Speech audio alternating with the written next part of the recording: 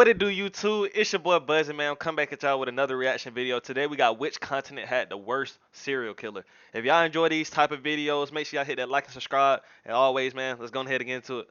You might not have heard of these serial killers, but every continent has its own nightmare. And once you hear their stories, you will never forget them. The Number only 7, serial killers Europe. that I feel like we In really only hear about, like for 1973, me, is in the Joaquin United Kroll stood States, in his for real, kitchen bro. in Duisburg, Germany, seasoning a pot of stew, completely unfazed by the police Germany, knocking on doors just a few 1973. units away, looking for a missing girl named Marion Ketter. The shared toilets in the building had stopped working, and when questioned, Kroll casually told a neighbor they were blocked with guts. The neighbor had assumed Kroll meant animal remains, but when police investigated, they found human lungs. And when they reached what? Kroll's door, he was still at the stove stirring his dinner with Marion's severed hand bobbing in the stew. The cops went inside, where they saw the hand Ew. bubbling away next to an assortment of vegetables. In the freezer People were be steak-sized weird cuts as taken hell, from thighs bro. and buttocks. Born in 1933, the sixth child of what would be 8 or 9, Kroll grew up in poverty with an abusive father and a mentally unstable mother. With a very low IQ and being extremely timid, he was bullied in school, where he never quite learned how to communicate with the opposite sex. How he went from timid to maniacal isn't clear, but it seems after his mother passed away when he was in his 20s, something snapped. See, look, His man, first I victim, a can't 19-year-old girl, was speak found on. hanging in a barn. Her I can't really speak on too much of like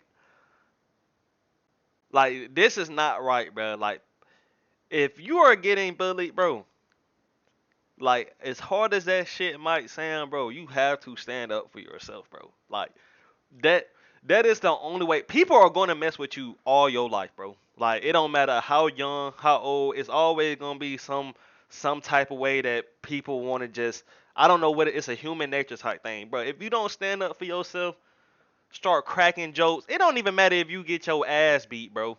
Like people will really look at you different. Like people are still gonna talk shit no matter what, but the more and more you really like let that shit get to you, it's the only way bullying really works, bro. Like especially as a kid, I know most of y'all really can't control y'all situations, bro. Like, and it's unfortunate. I'm gonna be real. Like it's nothing that I can really say for real. But only thing I can, bro, is just be yourself, bro, and stand up for yourself, bro, and find something that you love and that you're passionate about, bro. Like don't let other people bring you down, bro, cause it's always gonna be somebody talking shit, bro. body butchered. He murdered 2 more in 1956 and 1959, the second of which led to the wrongful imprisonment of another man. That same year, Kroll abducted a girl in the city of Essen. When police later discovered her body, parts of her flesh had been shorn off of her buttocks and thighs. Damn. The tender meat that Kroll later said he enjoyed. In 1962, Whoa. he abducted and killed another girl, and again, German police sent the wrong man to prison. Police found her strangled with her scarf, pieces of her flesh missing Could from you her legs and imagine arms, being that other and her dude, hand bro? completely severed. Kroll was eventually convicted of 8 murders but confessed to 14, dying in prison age 58 in 1991. We'd like to tell you Kroll was the worst on this list, but number 6, South America. The Colombian Luis Garavito was Could known y'all as imagine the that Beast. shit, bro? If a man ever deserved to be called that, it was Wrongfully him. going to In the jail for some 1990s, he shit so abducted, crazy brutally as that, tortured, like and you murdered knowing you an ain't finna get out that astounding shit. 193 people, most of them young men. From an early age, he suffered horrific abuse, which seems to have led to severe depression and serious mental illness in his teens and 20s. I don't know why I He got took my shirt pleasure like from that. people's pain, and all the antidepressant and antipsychotic medications didn't change a thing. He was damaged goods. As a young adult, armed with fake identification, he would turn up in a Colombian town as a drifter, approaching religious institutions where he would ask for assistance. He sometimes dressed up as a monk or a beggar and pretended to be a disabled person, claiming that he was doing the work of God. Oh, In every nah, town bro. he visited, guys would soon go missing. Not 1 or 2, but several. When their bodies were found, it was obvious. Wait, he was before only their doing that shit to deaths little that they had kids? suffered unimaginable torture. And there were always cigarette butts and empty liquor bottles nearby. He got through 193 victims over 7 years. before witness statements and DNA led to 193 his people. imprisonment.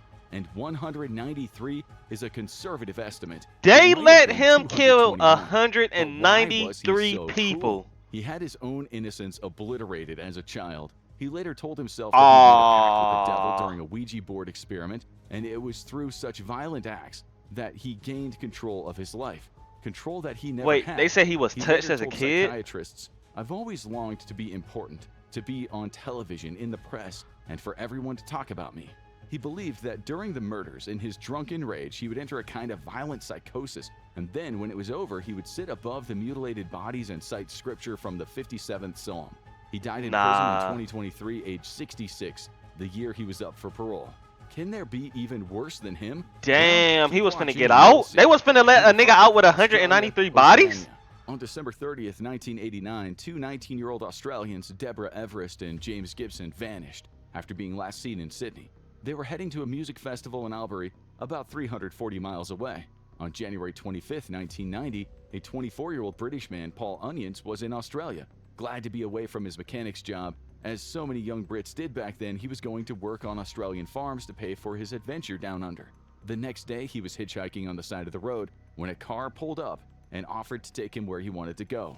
After sounding off about foreigners taking Australian jobs, the guy pulled over somewhere in the quiet Belanglo State Forest. A minute later, the man had a gun in Onion's face and a rope in his hand. Gun or no gun, Onions took off. He tried to get cars to stop, but they just swerved around him. The driver ran after him, getting off a shot, and when he caught up, the two started wrestling in the middle of the road. Onions that's got away crazy. again, and this time when he jumped in front of a car, a woman with her 5 kids in the back and sister in the front stopped and picked him up. A year later, the 21-year-old German backpacker Simone Schmidl went missing after last being seen hitchhiking. A month after that, James Why were there Gibson's just so backpack and many camera random were ass found at the people side of the road. hitchhiking? That same Like, if you year, could get that Gabor damn far, Neugebauer, why not just 21, walk? and Anja Habschied, 20, both German, left Sydney and were never seen Hold on, again. like, There was were a lot of hitchhiking people really going that missing, common but the back police then, didn't bro? think Like, that it could have anything to do with the attack on Onions, which they'd passed off as a failed robbery. It wasn't until 1993 that some of the dots were connected. That was after the body of British backpacker Joanne Walters was found by runners. She had been the victim of a serious assault misconduct, and her death had been absolutely horrific, being stabbed over and over again. Walter's friend Caroline Clark had been shot numerous times in the head, her body seemingly used as target practice. Paul Onions was back in England at the time, having vowed he'd never return to Australia. He read the news story, and given the location, he wondered if these girls had met the same man who had almost gotten him. Then the bodies of Deborah Everest and James Gibson were found in the same area. Gibson had suffered stab wounds to the back and chest, while Everest had been viciously beaten to death. Police then found 3 more bodies, each displaying stab and gunshot wounds. damn. Whoever had done these things was quite clearly a maniac. The woman who rescued Paul Onions made a report, and later Onions flew back to Australia to give the police the break they needed. He positively identified the man who had tried to abduct him, Ivan Robert Marco Milat. Milat had already had a record for serious violence, and when the police raided his home, they found items belonging to his victims. In July 1996, he was given 7 consecutive life sentences without the possibility of parole. He always denied that he that's was some guilty, sick shit, even bruh. blaming one of his brothers. He died of cancer in prison age 74 in 2019. Okay, let's move to Asia. Damn. Number 4, Asia. Tsutomu Miyazaki was 45 years old in 2008 when the Japanese government saw to it that he died at the end of a rope. Born into a wealthy family of business-minded people in Tokyo, Miyazaki was brought up with his grandfather and a nanny. He was a very shy boy due to being born with a birth defect that made it so that he couldn't bend his wrists in an upward direction. This deformity led to bullying and made him feel like an outcast. Unable to talk to women, he took to filming them on local tennis courts. His family ignored what was severe depression, and the only person who loved him, his grandfather, died in 1988. Miyazaki Damn. felt so lonely That's that sad, he ate bro. some of the ashes to keep some of his grandfather with him forever. He was 26. His family was ashamed of him, especially after he was caught spying on his naked sister. From then on, he spent Oh, his days whoa. and nights alone with his videotapes and games. His favorite genre of movie was the ultra-violent Japanese horror films. He especially liked the Guinea Pig series, films noted for obscene gore, a fantasy world he wanted to join. On August 22, 1988, he claimed his first victim, a girl named Mari. He took her clothes and dumped her body after strangling her. One day, Mari's parents received a package that had been sent to them. Inside were their daughter's clothes, a pile of ashes, and teeth. A note said, "Mari, bones, cremated, investigate, prove." He killed another 2 girls in the month after. Like, he was engaging doing them in like vile that? acts with their bodies. The second girl was named Erica. He sent her parents a note. Erica, cold, cough, throat, rest, death. He might have gone on to kill many more girls had a father of 2 Nah, sisters that not nigga's found sick. him in a park trying to commit another heinous crime. Miyazaki escaped from the clutches of the furious father, but he was arrested later when he returned to collect his car. Detectives searched his bungalow where they found over 5,700 videotapes anime, slashers, pornography, as well as the home videos he had taken of his victims. As Oh yeah, Japan that nigga tensed sick, for a bro. moral panic over young people's viewing All these habits, people real Miyazaki throw, told a bro. psychiatrist, Not "I right in felt the head, alone, bro. and whenever I saw a girl playing on her own, it was almost like seeing myself." He seemed to be wanting sympathy, but he didn't get it. Miyazaki tried to claim a rat Cause man like had made I'ma be real, bro. Like it's a girl out here for everybody, bro. Like be yourself, bro. Don't be on no creep shit, bro. And no, bro.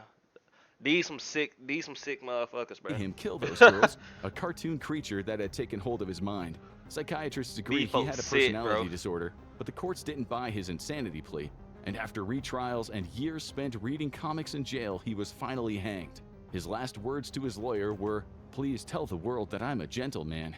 Okay, let's now head over to the heart of darkness in Africa. Number 3. Africa. In 2005, I South know this Africa's finna be Richard crazy, I'm Nyauza was sorry. in police custody after being accused of misconduct with a woman's daughter. But with no solid evidence, he walked free. What authorities didn't realize was that Nyauza was already knee-deep in a killing spree, having brutally Damn. murdered at least 5 women by that point. Nyauza hated women, blaming them for his HIV diagnosis, something that he refused to take Aw. responsibility for. In his warped mind, the women he'd chosen to sleep with were to blame, and he wanted them to suffer. His attacks were brutal, using stones Damn. and screwdrivers to viciously end their lives. And yet, this father of 2 claimed to be a man of God. He killed 16 women in total. His final victim, a pregnant woman, was on her way to Botswana when he picked her up outside a police station. She began to panic when he turned off down a dirt road. He could clearly see that she was pregnant, but it didn't matter. He stabbed her No. repeatedly, leaving her for dead. She lost the baby, an eye, and the use of a hand, but she lived to tell the tale. And that's how Nyauza Damn, he got did all caught. that and didn't During even his kill, trial, bro. she wept, explaining how she struggled to live with the trauma. She told the court that the incident had affected her psychologically. She was afraid of men, unable to form relationships with them. She said that she felt that she could kill the man standing in front of her, causing Nyauza to laugh in the stand. Today, he is serving 16 life sentences, where he'll have Damn. plenty of time to laugh at the pain he's caused so many people. Yeah, Okay, do serial killers exist in Antarctica? Number 2, Antarctica. buddy ass throw. Isolation is a killer. One of the reasons that people who have spent a lot of time in Antarctica have I taken know to some chronic crazy shit abuse going of on out in alcohol. Antarctica. Ain't But nobody out serial there, killers? fam. You could probably In get away with a whole 2025, bunch of news shit media out there. reported that an Nothing but Antarctic snow. base was under control after a South African researcher wrote an email saying, "Please help. One of our 9 colleagues has lost his mind and has been assaulting people. He threatened to kill someone, but yes, soon the station was under control and no one got hurt." In 2018, a Russian electrician stabbed a Russian welder in the chest several times with a knife. One account says there weren't that many books at the station, and the welder kept giving away the endings. Of course, alcohol was involved. The victim survived, So and you after the perpetrator killed expressed somebody 'cause remorse, there were no everyone more lived books happily and he ever was after spoiling the when ending? the judge dropped the case.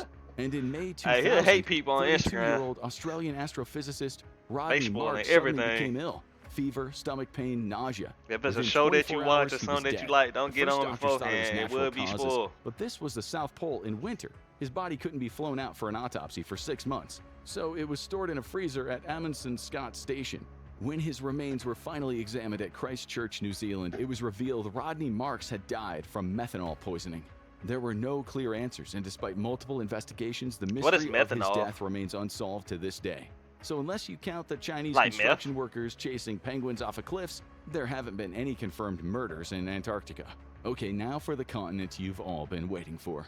Number 1, North America. North America has churned out its share of nightmare fuel when it comes to serial killers. Canada had Willie Picton, the pig farmer killer. Mexico, Juana Barraza, a former pro wrestler turned murderer who targeted elderly women and claimed at least 16 victims. But when it comes to the volume of serial killers, the United States stands in a league of its own, with over 3,600 known serial killers in its history. Damn. The U.S. has practically built a dark hall of fame. Ted Bundy, Richard Ramirez, the Night Stalker, or the deranged killer clown John Wayne Gacy, and of course, Jeffrey Dahmer.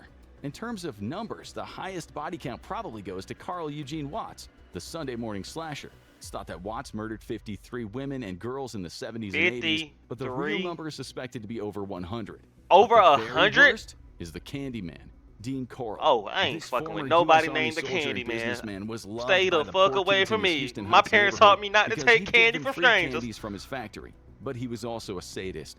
He would invite local teens back to his Man, place for hell free nah. booze and drugs. That's He probably would where then my parents fasten them get to that his shit torture from. Don't board, take and over candies from hours or strangers. days, he would use a selection of torture tools to cause them the most pain a human could suffer. He did this to at least 29 victims, and yet he is Damn. not that well known. On August 8, 1973, a Houston emergency operator answered a frantic call. The young man on the line claimed that he had just killed someone. When police arrived at the address he gave, they found themselves at the home of Dean Coral, the well-respected former director of the Coral Candy Company. The killer was 17-year-old Elmer Wayne Henley, who had been helping Man, he was Coral only lure young guys 17. back to his house where there was a pool table and the promise of free weed. Sometimes they picked up the victim straight off the street using Coral's white soundproofed van, complete with hooks in the back.